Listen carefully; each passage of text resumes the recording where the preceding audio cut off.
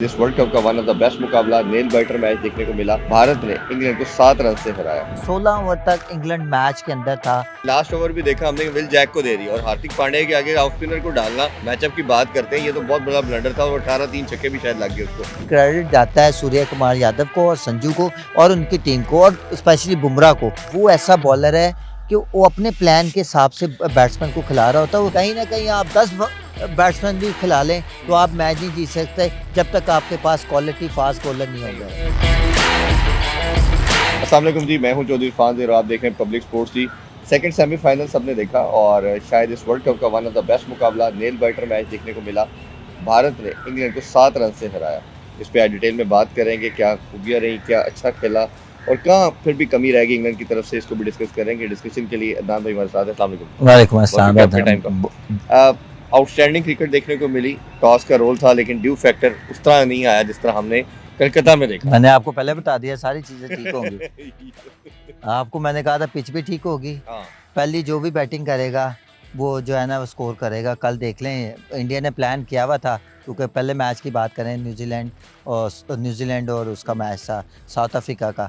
वहाँ पे पहले खेलते हुए साउथ अफ्रीका को प्रॉब्लम हुई। मुझे पता था 110% ये सारी चीज़ें बेहतर हो। इंडिया ने प्लान किया हुआ था कि हमने पहले बैटिंग ही करनी, इसी वजह से ट्रू पिच थी। और आर्चर को जिस तरह वो उसने मारा संजू ने, कैच हो जाता तो शायद ये वही हालत होनी थी जो न्यूजीलैंड ने साउथ अफ्रीका का किया था। और 7 रन से मैच हार जाना मुझे लगता है। और वैसे भी अगर इंग्लैंड का पिछला न्यूजीलैंड और इंग्लैंड का मैच देखे तो वो भी एक फाइनल मैच ऐसा था कि पता नहीं लग रहा था कि कौन जीतेगा। और कल के मैच की बात करें तो ऐसा लग रहा था कि जो है इंग्लैंड मैच ले जाएगा, पर अच्छा, खैर 2-4 इसकी इंपॉर्टेंट चीज़ें वो डिस्कस करते हैं। कैचेस विन मैचेस कहा जाता है और हमने देखा कि उन्होंने डॉली कैचेस 2 छोड़े, इन्होंने 2 ग्रैब किए। अक्षर पटेल की बात करें और वो वही शायद डिफाइनिंग मोमेंट ही बना।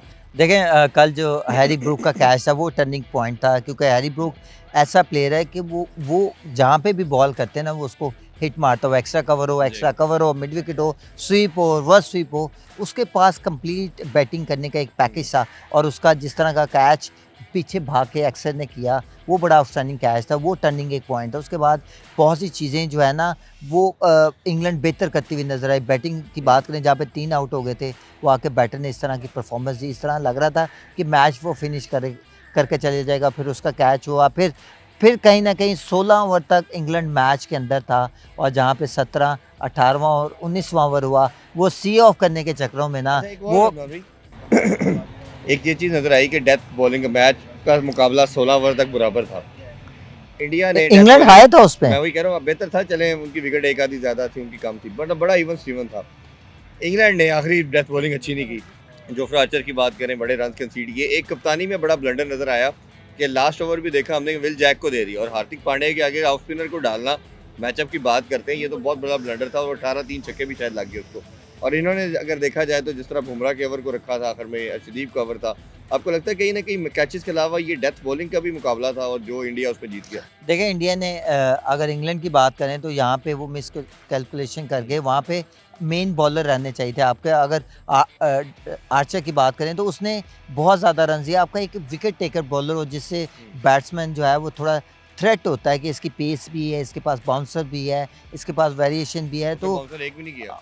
एक भी बाउंसर ने किया उसको, संजू को किया, पर वो एक उसने रन बहुत किया ही था। हाँ। नए बॉल पे ना बहुत ही बड़ा छक्का मारा।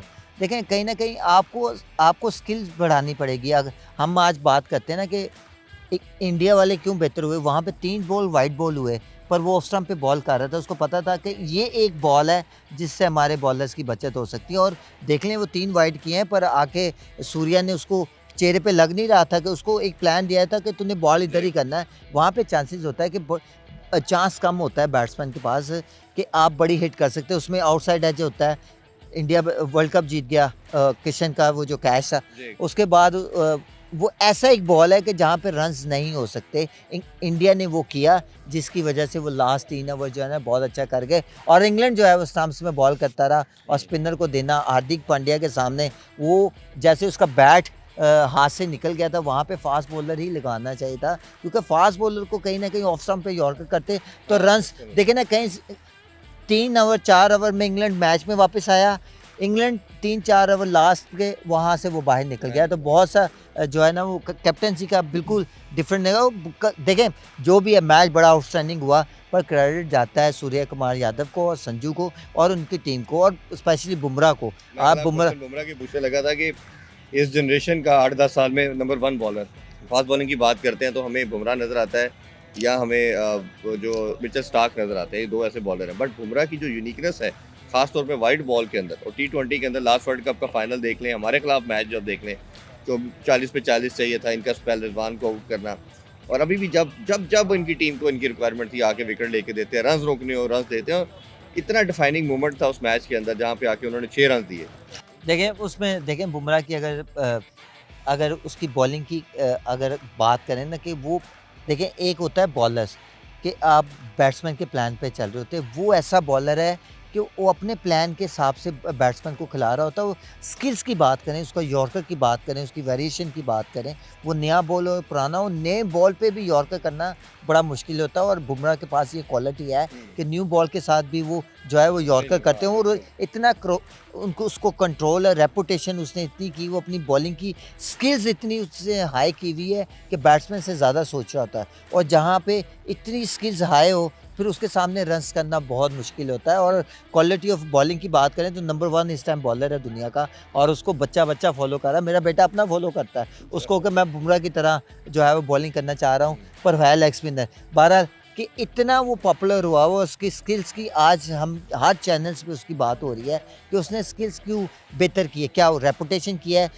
उनके साथ कोचेस ने ऐसा काम किया है, क्या वो काम हम नहीं कर सकते? हमारे पास तो दुनिया में सबसे ज़्यादा रिवर्स स्विंग करने वाले बॉलर हैं, क्या हमारे पास उस तरह की स्किल्स नहीं आ सकती? हम बुमराह को देख के, उसकी रेपुटेशन देख के, उसकी प्रैक्टिस देख के अपने बच्चों को नहीं करा सकते? इन फ्यूचर जो हमारे काम आए ये देखना पड़ेगा, आपको प्लान करना पड़ेगा। कहीं ना कहीं आप 10 बैट्समैन भी खिला लें तो आप मैच नहीं जीत सकते जब तक आपके पास क्वालिटी फास्ट बॉलर नहीं होंगे।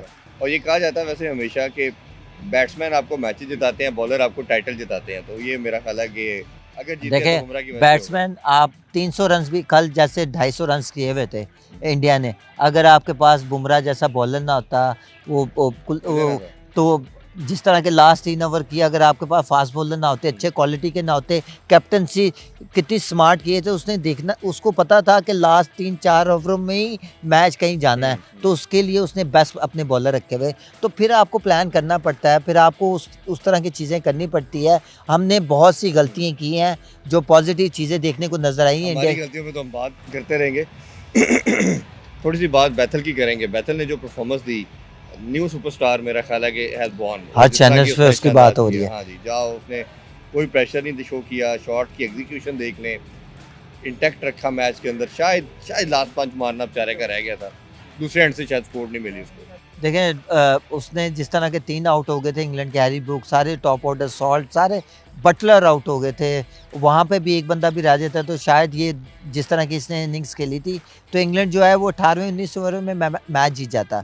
वहाँ पे 3 आउट के बाद इस तरह के आके बैटिंग करना, अटेंट शो करना, स्ट्राइक रेट को देखना, दूसरी तरफ आप ये सोचें कि हमने पर ओवर इतने एवरेज से खेलना है, उसको मेंटेन रखना। 16 ओवर तक वो मैच को लेके चला, उसने मैच के अंदर मैच बनाए रखा, तो इसका मतलब है कि उसकी वो कहते हैं ना कि बहुत देर बाद एक स्टार मिला इंग्लैंड क्रिकेट टीम को। और इस तरह आके इतना बड़ा मैच हो, सेमीफाइनल हो, इंडिया में खेला जाना हो, जहाँ पे सिर्फ इंडियन नज़र आ रहे हैं, क्राउड का शोर हो, उस प्रेशर को हैंडल करना, उस प्रेशर में इनिंग्स खेलना, तो इसका मतलब वो मेंटली कितना स्ट्रॉन्ग है।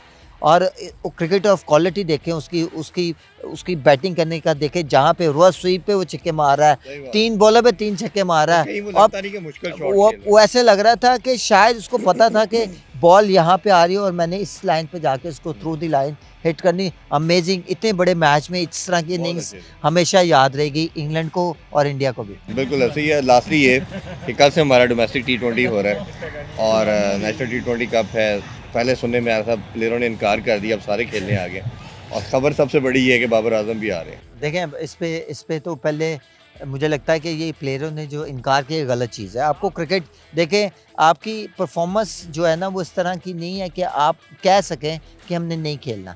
दूसरी तरफ ये है कि आपकी जो जितने भी स्पॉन्सर है T20 के, उन्होंने कहा होगा कि भाई ये तो लकी है कि पाकिस्तान के सारे प्लेयर अवेलेबल हैं, और वो स्पॉन्सर ने कहा होगा कि बाबर आजम का है, सैम का है, दुनिया जो जितने भी प्लेयर जो वर्ल्ड कप खेल रहे थे उसकी परफॉर्मेंस ही है। तो क्या बोर्ड ने उनको कहा गया कि अगर आप ये टूर्नामेंट नहीं खेलने जाते डोमेस्टिक का, तो फिर आप ये ना सोचिएगा कि आपको T20 में हम कंसीडर करेंगे, शायद ये बात है। या प्लेयरों ने ये सोचा कि हमारी परफॉर्मेंस उस तरह की नहीं है, हमें ज़्यादा से ज़्यादा T20 खेलना चाहिए, शायद इस वजह से प्लान किया।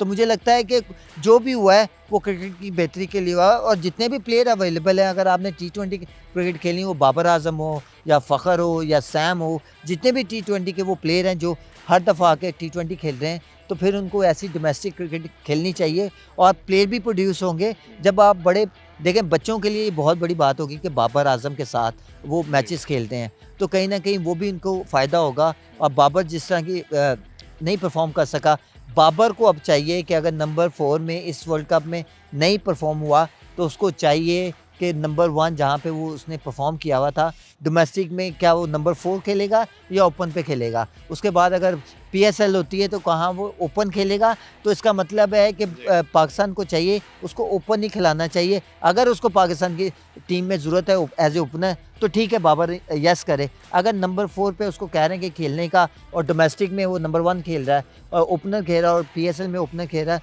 तो फिर लगता है कि मैच ही होगा और बाबर के लिए वही मुश्किल होगी हमेशा चीज़ें। बात की जाती है कि आपको डोमेस्टिक को वैल्यू करना है, तो मेरा ख्याल है ये इन बच्चों के लिए, और आपने जिस तरह कहा कि दूसरे बच्चों के लिए बड़ा ज़रूरी है। इस पे हम बात करते रहेंगे जी। कल आपसे दोबारा मिलते हैं, हमें इजाज़त दीजिए। अल्लाह हाफिज़। पाकिस्तान जिंदाबाद। जिंदाबाद।